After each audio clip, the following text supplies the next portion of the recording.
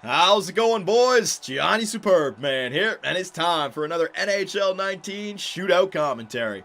And this time I'm going to be using my Toronto Maple Leafs, just signing Austin Matthews, baby, but only to a 5-year extension, which kind of frightens me. I don't want him to be going back to Arizona in 5 years, but still, the next 5 years we are going to have a stud of a team. I'll be talking about the contract situation because a lot of people are speculating how the hell are they going to sign all these players. I'll show you guys how it's going to work out. Let's focus on the shootout first. It is Zach Hyman. I don't have hands with Hyman, so let's not do the old McDonald. Let's not do the Superb Man shot. Let's just get on the board. Nice little backhand, forehand, baby. All right, who's next? We got Gino Malkin up against Andy. What do we got? Or Freddie. Freddie going in, stacking those pads. Did I go 5-hole as I rolled and then off the post? I thought I had that dead to rights. Oh my God. It either went over my pad or just through it. Mitch Marner. All right, he's got the hands. How much is this guy getting paid? Here we go. Here we go. Here we go. But, oh! It would have worked, but he had to do the flying poke check. I would have gone through the other side. Good poke check there by Matt Murray. Phil Kessel back in the Air Canada Center. Oh, glove save. I almost did a stack of pads. He's going fancy as well. Up and over for fat-ass Phil. How'd he jump? Actually, no, I should take that back. Phil's actually looking great this year. He's been losing weight. Here we go. John Tavares. I got a lefty this time, so I might as well do it this side. Woo! Oh, my God. I'm getting way too close to him. Come on, I can do it. I know I can do it. I've been practicing. Shit. All right, here we go. Jake Gensel. Here's another millionaire. He got paid. No. I'll see that all day. No problem. All right, so if I score and then I let him score, I can set the Superb Man shot. If I don't score and I stop him, I set the Superb Man shot. All right.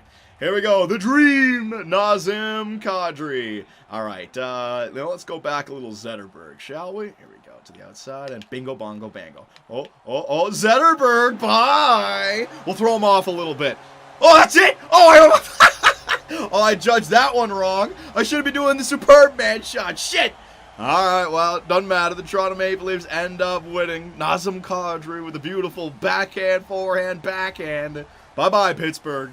And now we can talk about the Toronto Maple Leafs. So, I mean, trading for Jake Muzzin was absolutely fantastic. His contract is not an issue. What I'm going to do for you guys is I'm going to put on the screen a screenshot from Cap Friendly, which shows the current cap situation for the Toronto Maple Leafs, all right? Now, we're looking at the 2019-2020 season. 18-19, that's this year. The Leafs are fine for this year, but next season, right? Now, we have about $7 million of cap space for next season, but we have to sign Mitch Marner, Kasperi Kapanen, Andreas Janssen, Jake Gardner, and Ron Hainsey and Igor Ojiganov if we want to, right? Now, here's how it could work out with the Toronto Maple Leafs. There's a lot of different options right here. First, acquiring Jake Muzzin basically means that Jake Gardner can walk off this team for free. Just like JVR walked off our team last year, I think Jake Gardner is going to be walking off the Toronto Maple Leafs this season. He's going to be able to go out and get a 7-year deal somewhere, 7 years, $5-6 million a year, and the Leafs just cannot offer him that. So I think Jake Gardner's gone. So you won't have to give Jake $4 million.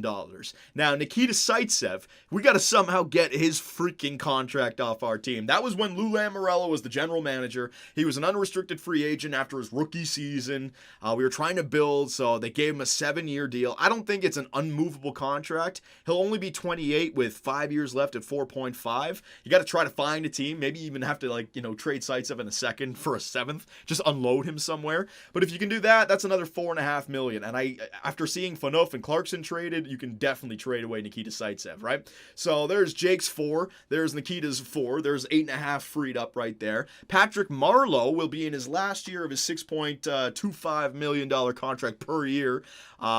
If we can trade him at the end of this season, that'll also free up $6 million.